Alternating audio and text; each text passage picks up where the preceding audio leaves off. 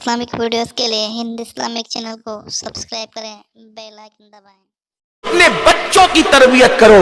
बल्कि एक खास बात यह भी कह दूं, अपने बच्चों को दूध पीने के अय्याम में, यानी पैदा होने से लेकर 2 साल तक की जो उम्र है, उन अय्याम में गाय भैंस का दूध न पिलाओ, अपने बच्चों को जानवर का दूध न पिलाओ बिला वजह। अगर अल्लाह ने सीने में उनकी ग़िज़ा रखी है तो माँ पूरा 2 साल कोशिश करे अपने बच्चे को दूध पिलाए, इसलिए कि दूध पिलाने की भी अपनी एक फजीलत है। साइंस तो ये कहती है जो औरतें मुकम्मल दूध पिलाती अपने बच्चों को, वो सीने के कैंसर से महफूज रहती है। आज औरतें सीने के कैंसर में मुब्तला है और वजह उसकी एक ये भी है, बहुत सारी वजूहात में से दूध नहीं पिला रही है, क्योंकि दूध पिलाएगी तो उस बच्चे को बाजार में भी साथ ले जाना पड़ेगा, शादियों में भी साथ ले जाना पड़ेगा। और यहाँ भी आज तो कल औरतें माँ बनने की शौकीन थी और आज औरतें माँ बनने के बाद भी सोचती है कि बच्चा मुझे अम्मी कहेगा तो लोग मुझे जो बड़ी उम्र की समझेंगे। यानी माँ बनने के बाद भी मैं 18 साल की मालूम होना चाहिए।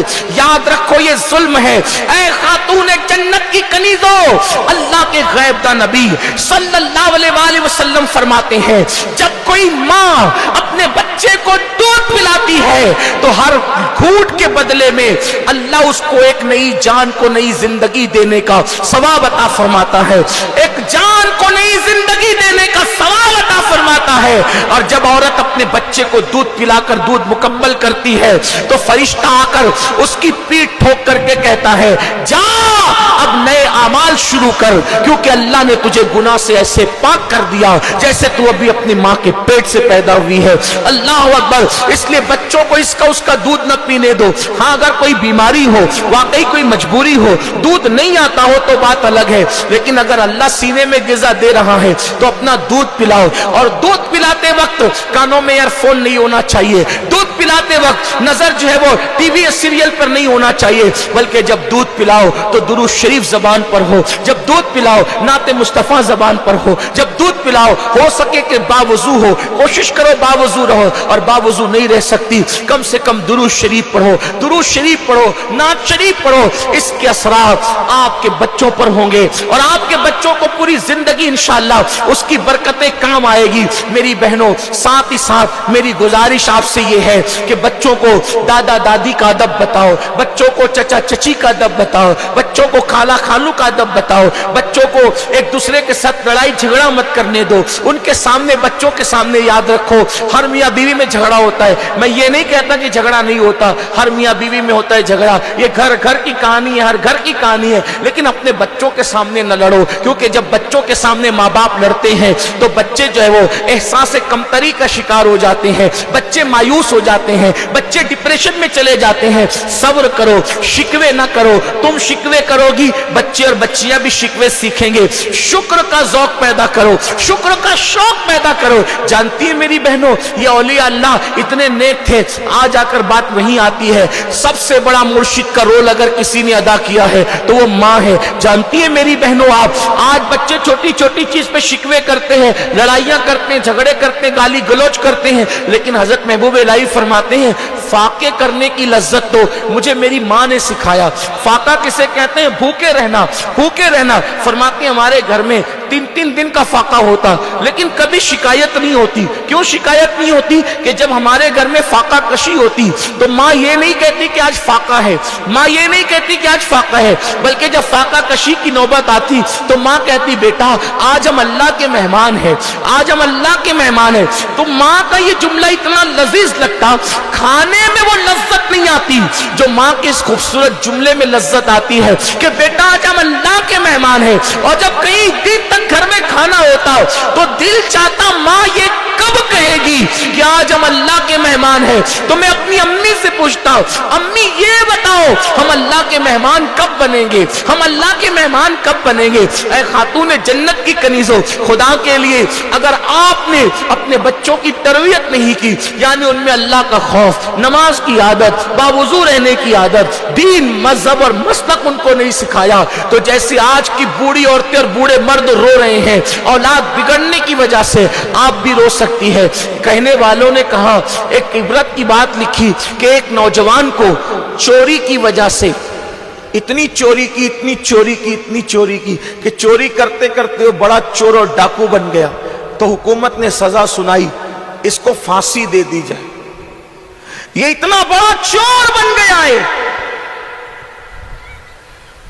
कि इसके चोर होने की वजह से मुल्क को खतरा है, इसलिए इसको फांसी दे दो। जब फांसी देते वक्त तो उसकी आखिरी ख्वाहिश पूछी गई, आखिरी ख्वाहिश क्या है? उसने कहा मां से मिलना चाहता हूं। लोगों ने सोचा चोर बड़ा है लेकिन मां का अदब करता होगा। मां को लाया गया तो उसने मां का कान नोच लिया। तो लोगों ने उसको सरजनिश की, ताना दिया, बदबख्त, मरते वक्त भी मां को दुख दे रहा है। कहा ये मेरी फांसी का अगर कोई जिम्मेदार है तो ये मेरी यही मां है। जब मैंने बचपन में छोटी मोटी चोरियां की थी तो उस वक्त मैं अपनी मां की इसी कान में आके कहता था मैंने पैसे चुराए, मैंने सामान चुराया, मैंने ये चुराया, वो चुराया। तो उस वक्त मेरी मां मुझे कहती थी जा ले जाकर के छुपा दे। काश अगर मेरी पहली चोरी पर मेरी मां ने मुझे तमाचा मार करके रोक दिया होता तो मैं इतना बड़ा चोर न बनता। मेरी बहनों, बच्चों की गलतियों को नजरअंदाज मत करो। ये सोच कर कि अभी तो ये बच्चा है, गाली दे रहा है बच्चा है, गाना गा रहा है बच्चा है, नाच रहा है बच्चा है, नहीं, बल्कि उसे रोको। और ये भी बात आपको बता दूं, अपने बच्चों को बद्दुआ मत दो, अपने बच्चों को बात बात पे डांटो मत, अपने बच्चों को मारो मत। न उनको मारने की आदत डालो, न उनको डांटने की आदत डालो, न उनको बद्दुआ दो। याद रखना, बद्दुआ तो कभी मत देना, कभी मत देना, कभी मत देना। इसलिए कि माँ बाप की दुआ भी फौरन कबूल है और माँ बाप की बद्दुआ भी फौरन कबूल है। मेरी बहनों, तुम अपनी औलाद को गुस्से में कहती हो मर जा और तबाह हो जा और बर्बाद हो जा। याद रखना, मां ने कहा तो ये जुमला कभी ना कभी जरूर असर करेगा। एक बहुत बड़े मुफस्सिर कुरान है अल्लामा ज़मख़शरी, आखिरी उम्र में बहुत बड़े आलिम थे, मुहद्दिस थे, मुफस्सिर थे। आखिरी उम्र में ज़मख़शरी का पैर टूट गया था। ये बात सुन लो, बच्चों को दुआ दो, गुस्से में भी दुआ दो, नाफरमानी पर भी दुआ दो, नाफरमानी पर भी दुआ दो, बद्दुआ कभी मत दो। अल्लामा ज़मख़शरी का आखिरी उम्र में पैर टूट गया था। ज़मख़शरी से किसी ने पूछा अल्लामा ये बताएं, इतने नेक परहेज़गार मुत्तकी हो, आखिर उम्र में आपका पैर टूट गया।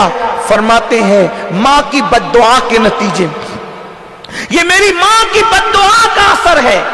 लोगों ने पूछा आप जैसा आलिम, आप जैसा मुहद्दिस, आप जैसा मुफस्सिर, मां की बद्दुआ कैसे ले ली आपने, और आपकी मां ने आपको बद्दुआ कैसे दे दी?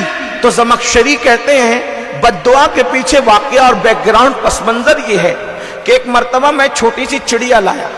आजकल तो बच्चे मोबाइल से खेलते हैं, पता नहीं क्या क्या से खेलते हैं, लेकिन उस वक्त के बच्चे चिड़िया और परिंदे लेकर के आते थे, उससे खेलते थे। तो अल्लामा ज़मख़शरी कहते हैं कि मैं छोटी सी चिड़िया लाया, उसके पैर में मैंने डोरा बांध दिया और डोरा बांध करके मैं चिड़िया को छोड़ देता, वो उड़ती, फिर मैं डोरा पकड़ के खींच लेता, फिर चिड़िया मेरे पास आती, फिर छोड़ देता, फिर डोरा पकड़ के खींच लेता, चिड़िया मेरे पास आती। इत्तेफाक से ऐसा हुआ कि अब की बार मैंने जो चिड़िया को छोड़ा तो चिड़िया घोंसले में जाकर के बैठ गई, और बैठ गई तो उसने अपने पैरों के पंजों से घोंसले की लकड़ियों को पकड़ लिया। मैं खींचता रहा, खींचता रहा, खींचता रहा, हत्ता कि मैंने जोर से खींचा। जब डोरा आया तो डोरे में चिड़िया का कटा हुआ पैर आ गया, उसका पैर टूट गया और पैर आ गया। मेरी मां ने देखा और गुस्से में कहा कि तूने चिड़िया का पैर तोड़ा, जा अल्लाह तेरा पैर तोड़े। तो कहा जिंदगी में तो ये पैर कभी नहीं टूटा, लेकिन मां की बद्दुआ का असर आखिरी उम्र में आया कि मेरा पैर टूट गया। इसलिए मेरी बहनों, अपने बच्चों को कभी बद्दुआ ना दो, बच्चियों को कभी बद्दुआ ना दो। हलाक हो जाए, बर्बाद हो जाए, बदबख्त, ये सब नहीं, बल्कि उनके लिए हमेशा दुआ करो। आपका एक जुमला उसको तबाह भी कर सकता है और आपकी एक दुआ उसको तरक्की की मनाजिल पर भी ले जा सकती है। और अपने बच्चों की मजीद कैसे तरबियत कर